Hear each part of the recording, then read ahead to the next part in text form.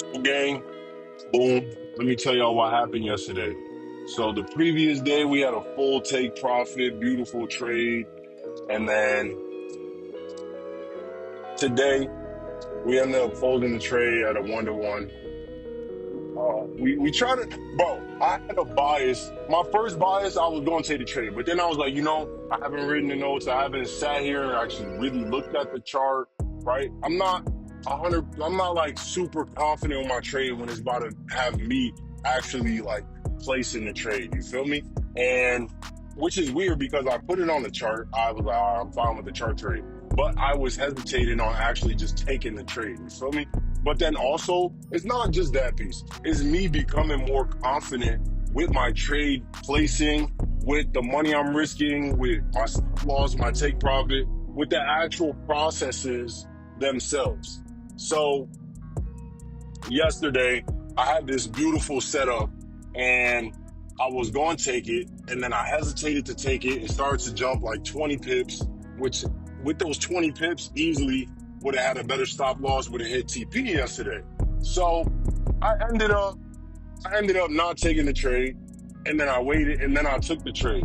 Then when I took the trade, I got out the trade because the trade wasn't looking right? So I got out the trade break even. And then I did like a whole market breakdown. And after I did the whole market breakdown, I ended up coming up with this trade that was based off of the 3 hour and the daily time frame, right?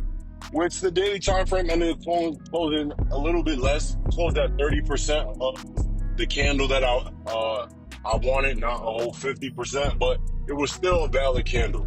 And it's still doing what I believe it's going to do. The only thing is my stops didn't account for it being a 30% or it jumping as low as it did, but I gave it as much as respect as I could. After this, I'm talking about after. Now let's come back to the present moment. So, bro, I placed a 1-to-2, and first off, I risked a .5 lot on a trade I wasn't even that sure about, right? On a trade I wasn't even that sure about. Number one, it was more or less like a nice looking trade, but I just wasn't like super sure. So I gave it a mid quality, right? Mid quality.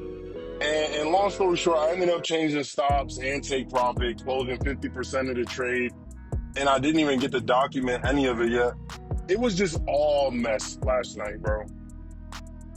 It was all a mess, man. I thought I seen something that wasn't there, and I ended up taking a fat L. Like the head and shoulders, I try to say that it was creating a new right shoulder. Like, bro, it already gave the head and shoulders and broke out and pulled back and continued. And then I try to say that it's pulling back again. Like, crazy work last night, family. We could have had a TP, but like I said, I fumbled it last night and ended up taking an L. I try to, and then after the market started pulling back, I moved it to a 1-to-1 risk to reward. You feel me? I moved it to a 1-to-1 risk to reward, and ended up taking a fucking badass loss, which ended up bringing my account from $200 and something in profit to $18 or $12 negative. Crazy work, bro. Just for rushing a trade. You feel me? That if I would have been patient, an actual setup would have came through. You feel me? A really, real good setup. But I did do the notes update, and I did have my own bias, and I was just wrong. But not only was I wrong, but I'm fine being wrong. But I'm not fine when I over risk. Number one, just to try to make more money. Number two, I don't close the position when I know that things are not going my way. Number three, if I was gonna let it sit, at least size the fuck down, bro. You know what I'm saying? And then the main sauce, bro, was me changing from a 1-to-2 to a 1-to-1. And then opening another position. I opened another position in a losing trade. So just so many key factors in that trade just were not aligned with me winning this trade. It was a badass trade. And not only did And it's crazy because on that 101, I had stops at 1.17040, right? Right before the new major number. And then it broke all the way down for a liquidity grab. So I didn't even pay attention to liquidity. And the main reason why I didn't pay attention to liquidity is I literally just did not slow down. I did not slow down. I did not pay attention to all of the things that are actually in my strategy. I didn't read my trading plan as well. Like, I read it, but like not really like letting it seek. But I just started to do that. I just started reading my trading plan. So I'm trying to like let that sink more in my brain. So I'm not just taking any fucking trade. But yeah, family. It was a good analysis last night, I'm gonna be honest. But my trade execution was disrespecting my whole trading plan. Nowhere does it say size down and go to a 1-to-1. Nowhere does it say risk $200. Nowhere does it say fucking. You know what I'm saying? Like, I don't know, family. It was just a bad trade last night. That's it. It was a bad trade, and unfortunately, I was fine with losing the trade, but just some of the things I did inside of that trade, it wasn't acceptable, right? Fucking sizing up after I closed 50% of the trade, and then fucking too high of a lot size, and then moving the trade to a 1-to-1, and then fucking barely, and then mind you, it was London session. It was super late. Then I didn't even document all the information. Like, bro, I was just like, all right, you know what? Fuck it. It just didn't work out. So I should have just closed the trade, been a disciplined trader. But this is okay, because this is my trade number 2. I am going to be tracking the data, so that one's not too much of a stress. But this is trade number 2 of my start of tracking all of my data. So this is trade number 2, and I'm going to continue to do it for 50 trades. And then I want to see what the outcome, and I want to study all of that and see how I did. And then after that 50 trades, then I'm going to run it back again. And we're going to do another 50 trades. And just see, what it is that I was doing that was valid, and what I was doing that wasn't valid, right? So I'm taking that data. I'm also analyzing what I can do to mitigate and make things easier for myself. I know I don't need to do it how I have it, but I'm trying to see what I can do to make it easier. Maybe I just instead of me writing things down, I fucking record and I talk about, okay, I went break even here, and we do the math, something like that, instead of reading it. Just because at the same time, I don't really want to read that shit. But at the end of the day, those 50 trades, this can be a very good breakdown video in a month or two, right? We'll be able to sit down, have an entire breakdown on these 50 trades, and I can analyze and then show you guys what I've been doing. And you guys can get a nice gist of, and pause, of the entire way that I back tested, that I was forward testing. And we're just gonna go over the back test sessions, and we're gonna go over the forward test sessions, maybe 2 different videos, and just get all the fucking raw ass data and just see what I could do better moving forward into this next half. Because right now I'm also reading Trader in the Zone, and my next book, I think I'm gonna read The Disciplined Trader. And I'm getting deeper into the mindset of a trader, right? Last night, it should have been I thought about it, but I saw myself fighting myself for that 1-to-1. Like, no, I'm going to hold it.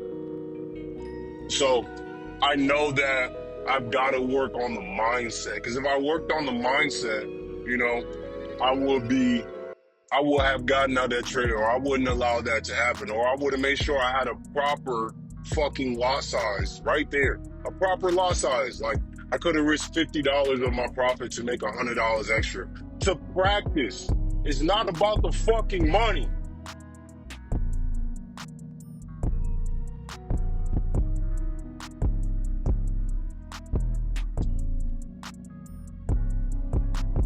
And a quick pause for that, because all my life, bro, it's not about the fucking money, bro.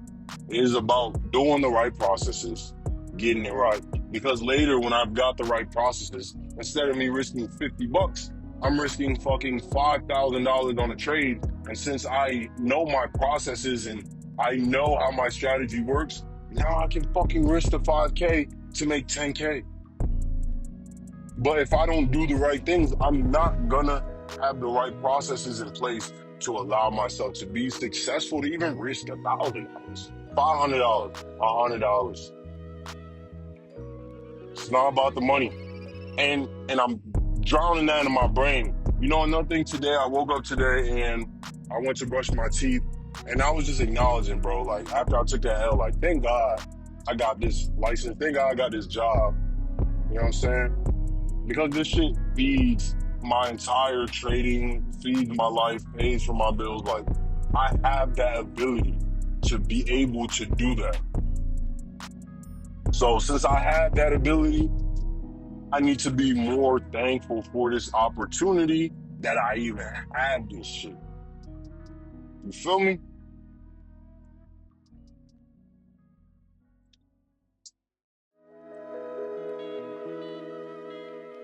I need to be more thankful for this fucking opportunity, bro. That's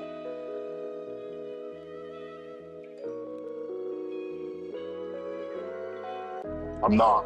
I'm not as thankful as I should be, and I gotta work on it.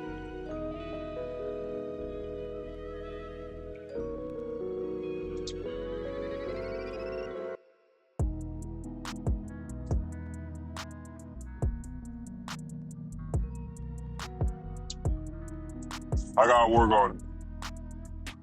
So I'll be giving thanks, or I'll give like mental thanks at one time a day, but like these small times where I give thanks is fire.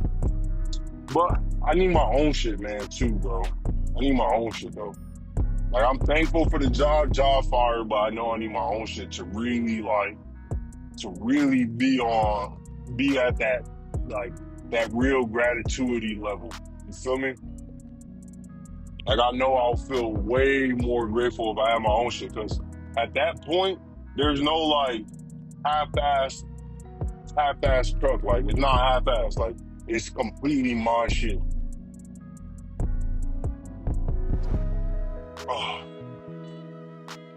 So I'm trying to work my way up to that, and it's gonna take a little bit of time. And then when I do get there, then I get there.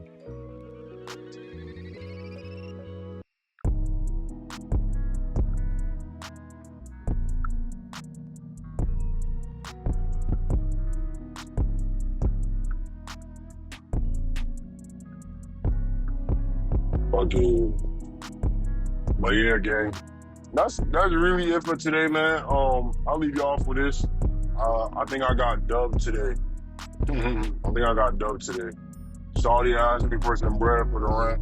Nigga, I told her I'm about to be pulling up to Massachusetts. You gonna pull up? Like nigga, like no disrespect to the females over there. If you got a man, it's a whole different story. But if you just fucking with somebody, like if you ain't throwing no pussy, bitch, shut that shit the fuck up. All my life, I don't give a fuck. Shut up. Just shut up. Why the fuck is niggas giving you money for free? Why? Why? You know what I'm saying? Like I did it thinking that, all right, I'm gonna get a reward for being a good boy. Nigga, no. Niggas is not giving out bread for free. I'm out here busting my ass to be giving a bitch some bread for free, but she ain't throwing no pussy. You got me bugged out. And another nigga probably getting the pussy. Like, on my mom, bro, get out of here with that. You know what I'm saying? So, I don't know. That shit didn't end up playing out how I thought it would. But, shit, bro, we gonna be doing these brainstorms forever, so make sure you stay tuned. I bet y'all getting them panties when I got a fat ass bag though later, right? So let's see what happens later on. And let's see if I give a fuck later on anyway. Maybe I don't even try to target that shit. It'll just come though. It'll just come. Like I told y'all yesterday, man. I don't know if I told y'all, I told myself. My older brother told me, get the money, the hoes will follow. Hey, yo, family, I already know what doing. Excuse me to the ladies. Like, imagine giving a nigga some bread all the time. Nigga don't give you no dick, no love, no heart emojis, nothing. Hey, yo, family, peace to the earth, peace to the universe, peace to the guys, and peace to God, family. I fuck with y'all the long way. Nigga got a heart when she dead. Oh, can you send me money for rent? Fuck out of here.